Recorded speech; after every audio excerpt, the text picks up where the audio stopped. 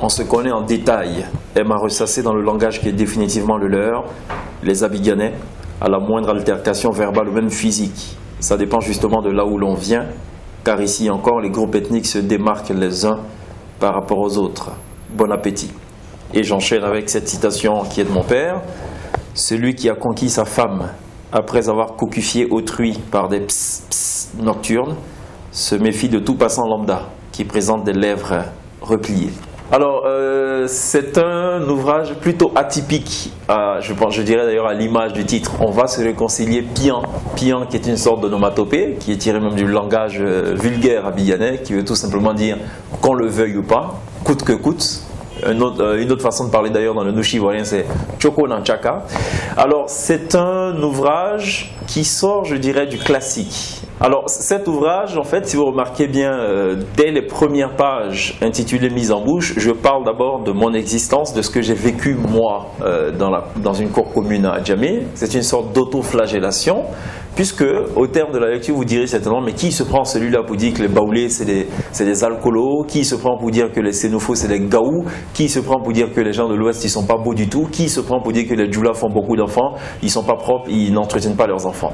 Et donc, avant que vous m'attaquiez, eh bien, je m'auto-attaque. J'ai choisi d'écrire On va se réconcilier Pian parce que j'estime que c'est une œuvre qui est à propos, d'autant que la Côte d'Ivoire sort d'une décennie de crise et d'une crise meurtrière. C'est quand même 3000 morts à la faveur de la crise post-présidentielle 2010.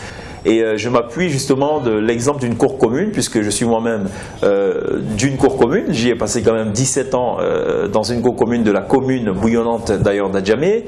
Et là-bas, vous avez différents groupes ethniques, chacun avec ses différences. On ne s'aime pas forcément, mais on vit quand même en harmonie. Et donc j'extrapole un tant soit peu, je dis écoutez, la Côte d'Ivoire c'est une sorte de cour commune grandeur nature, il faut quand même qu'on puisse tenir compte des différences des autres, nul n'est au-dessus de l'autre, l'ivoirité qui a été quelque peu galvaudée est un peu à l'origine d'ailleurs de ce qu'on vit aujourd'hui, oublions tout ceci et puis vivons en parfaite harmonie.